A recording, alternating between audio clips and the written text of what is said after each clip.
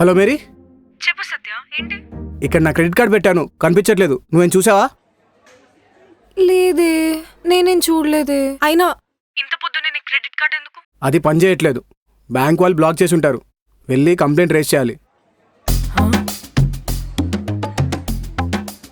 ఓ, అది సరే గానీ ఇంతకీ మీ ముగ్గురు ఎక్కడికి వెళ్ళారు?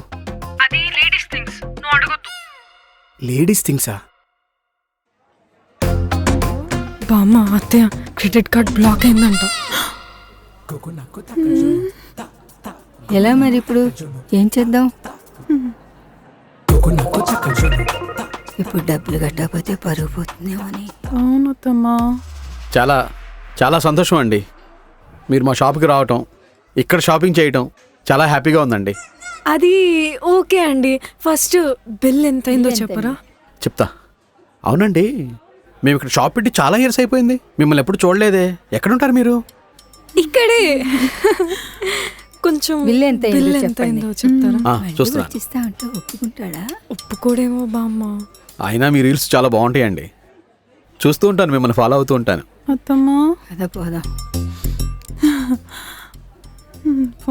పోదాం. ఒకసారి బిల్ వచ్చేసి 37,000 అయిందండి. డిస్కౌంట్ పోగా 35,000. ఓ, ఒక్క నిమిషం. యా ఓకే అండి.